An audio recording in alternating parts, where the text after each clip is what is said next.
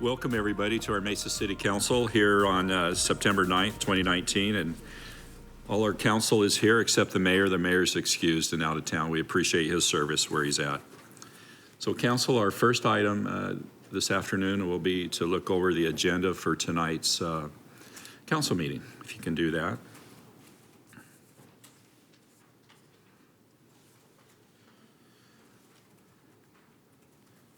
So 3 and 4 are liquor licenses and contracts.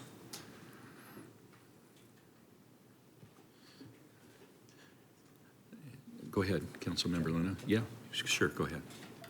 I was wondering if John could speak on 4E, on the medical billing, I'm sorry. Thank you, Councilmember. I do have some questions as well. Maybe you can explain we're going through Daisy, it looks like Daisy Mountain for billing for services. Can you describe that? And currently, we reached out to someone who already does medical billing so that they could help us work through this process when we first started.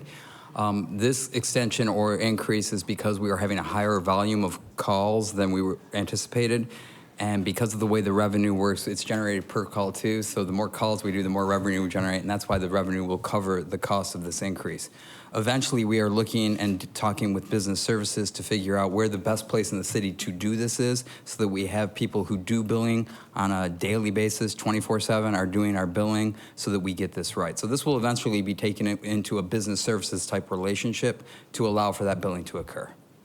is this a specialized service because it is medical billing relative to coding and all of those? It most definitely is a specialized skill. So we have a person training over there right now, but it is definitely something we could probably contract out for in the future to make sure that we get it right and we get everything that's entitled to us as we move forward. We want to make it a business, not so much a... And remember, Mayor and Council, these aren't, it's money, but it's not a lot of volume. You think about, we process billings for utility bills every day. So, this is 115,000, 137,000. So right now, I think it was easy enough to go with this Daisy Mountain because they were already doing it. It was easy to start up. It was a pilot program. We have to evaluate, I think, the program itself, how we're going to continue it, how we're going to grow it. But usually for us, if we're going to do billings, and this has helped us, right, to kind of look and see how this works out, right? Just an opportunity. Before we commit software and resources, we'll take a look at it. But again, the volume, 115,000, one FTE is going to be 3/4 of that. So we want to be very careful about how much overhead we create in this program anyway. And if we can find outside sources that can do it cheaper than we can do it in-house, we'll make that comparison. So we didn't have a chance to do that before we started this program, but we still have a year and not a half or something like that, I guess. So that'll give us time to kind of see how the growth of this program is, develop the expertise if we need to in-house. But a lot of companies are specialized in billing out there, especially in the medical profession. There's a lot of companies that can do this, and we'll just evaluate and see which is the best cost for us for the amount. I mean, this is new to us, so it looks like a lot, but it really, in the context of total amount of bills and dollars, it's relatively pretty small. John, I have another question. Contractually, can we opt out of this contract? I mean, we're not tied in it to the full 3-year extension. I would have to, normally we have an out for convenience within 30 days. I would expect that that's in there. I could ask if Ed knows for sure. Or, Yeah, I'm sure. yeah. Mary, do you know, is that correct? Yeah. Yeah. Someone look it up between now and the time we go upstairs. Yeah, I'm not intending to beat this up or anything. I just want to have more information Sure. with our No. colleagues because That's fair. I think overall, if as transports increase, we're going to increase our manpower to deliver the services to our constituents. And so I'm just thinking ahead 3 years from now, where are we going to be at? Are we going to have the manpower set for the medical billing practices? And then on the other flip side of it, we have to have the personnel in the transport vehicles to deliver those services. So it'll be something, because even in, I was just looking through the notes here, it says Daisy Mountain's willing to help transition the billing function over to the city at an appropriate time. So I appreciate them willing to do that too. Anything else, council? All right, good.